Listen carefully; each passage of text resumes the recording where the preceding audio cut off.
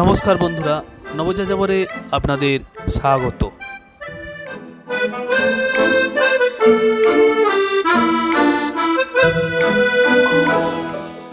পর আবার একটি নতুন ভিডিও নিয়ে আপনাদের সাথে হাজির হয়েছি। এই শরতের প্রভাতে আমরা এখন চলেছি কোলাঘাটের উদ্দেশ্যে টাটকা ইলিশের সন্ধান।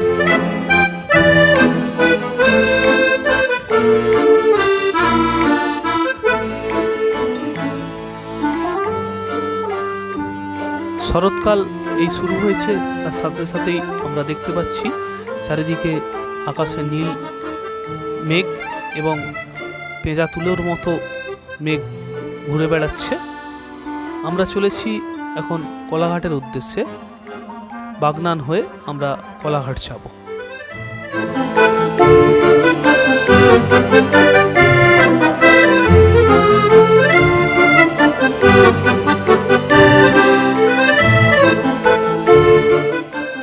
আমরা এখন বাগনান মোড়ে দাঁড়িয়ে আছি, জাতীয় সড়কে উঠব।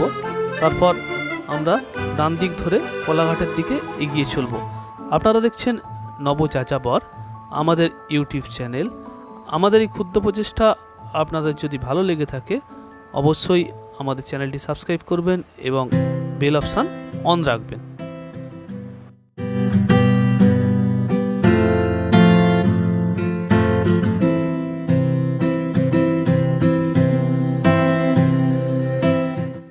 শরতের পড়ন্ত বেলায় আমরা এখন এগিয়ে চলেছি টুয়ার্ডস কোলাঘাট ব্রিজের দিকে।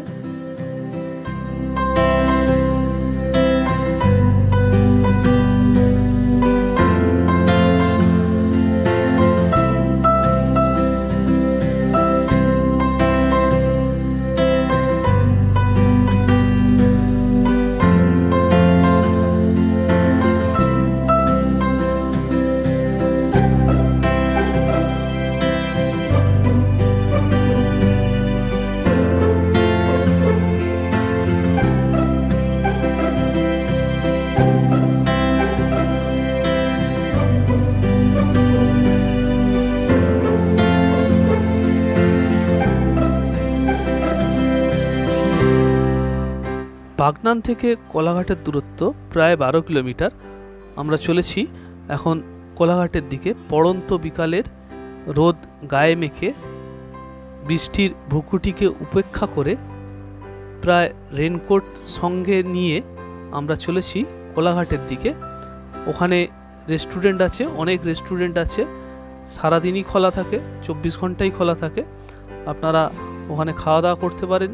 আমরা সেই রেস্টুরেন্টগুলির সঙ্গে আপনাদের পরিচয় করাবো।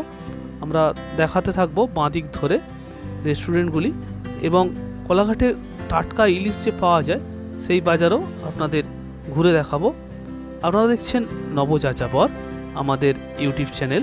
আমাদের ক্ষুদ্র প্রচেষ্টা আপনাদের যদি ভালো লেগে থাকে প্লিজ আমাদের সাবস্ক্রাইব করবেন এবং বেল অপশান অন রাখবেন।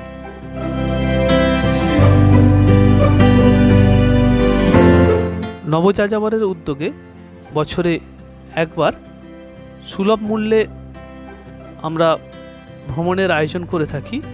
আমরা গত 2 বছর করেছি দার্জিলিং ও পুরী। আগামী বছর 23শে ফেব্রুয়ারি 2027 আমাদের গন্তব্য ভাইজ্যাক।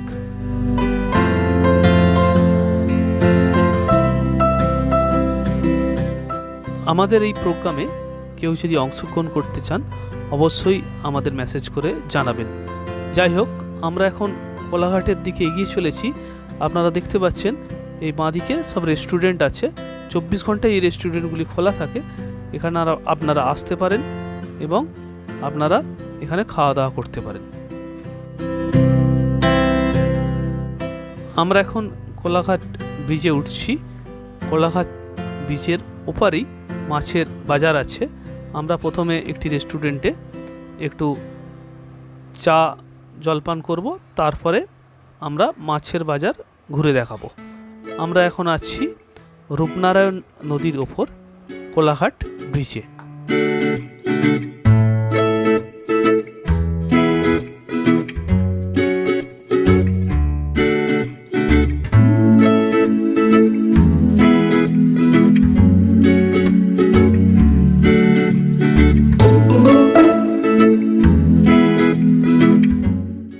আপনারা দেখছেন নব চাচাবর আমাদের ইউটিউব চ্যানেল। আমাদের এই ক্ষুদ্র প্রচেষ্টা আপনাদের যদি ভালো লেগে থাকে প্লিজ আমাদের সাবস্ক্রাইব করবেন এবং বেল অপশান অন রাখবেন।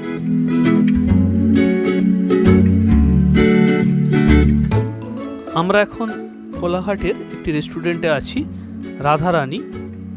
এই রেস্টুরেন্ট আমাদের অনেক পরিচিত, আপনারা আসতে পারেন।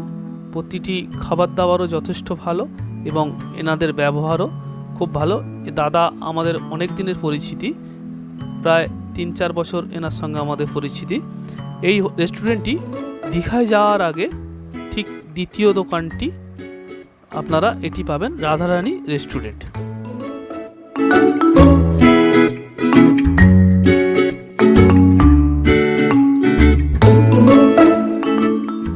আমরা রেস্টুরেন্টের বাইরে দাঁড়িয়ে আছি চা পান বিরতির পর। এবার আমরা যাব মাছের বাজারে, কোলাঘাটে টাটকা মাছের সন্ধানে আপনাদের নিয়ে যাব।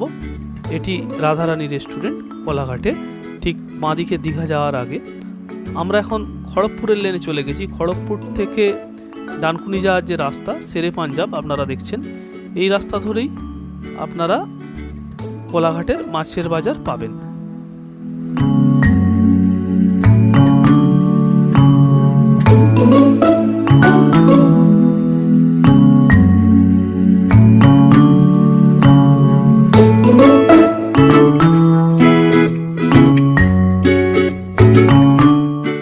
ডানকুনির দিকে যাওয়ার রাস্তায় ঠিক কোলাঘাট বিচের আগেই আপনাদের বাঁ দিকে নেমে যেতে হবে টুয়ার্ডস এই রাস্তা ধরে। খানিকটা গেলে নেতাজি মূর্তির সামনে থেকে নদীর ধারে, রূপনারায়ণ নদীর ধারে মাছ বিক্রি হয়। ইলিশ মাছ প্লাস নদীর যেসব মাছ পাওয়া যায় সেইগুলি ওখানে বিক্রি হয়। আমরা পাট পাট করে আপনাদের দেখাবার চেষ্টা করছি।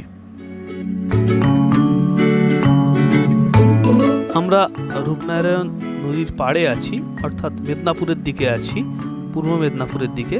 উল্টো দিকে দেখতে পাচ্ছেন বড় হোটেলটি, এটা লিরিকা হোটেল। এই যে মাছ বিক্রি হচ্ছে এরম পাট পাট নদীর পাড়ে টাটকা মাছ আপনারা দেখতে পাবেন এবং আপনারা কিনতেও পারেন। এগুলি নদীর মাছ। এই সামনে একটি বড় দোকান দেখতে পাচ্ছেন মাছের। আমরা এগিয়ে যেয়ে বাঁদিকে মাছ নেব।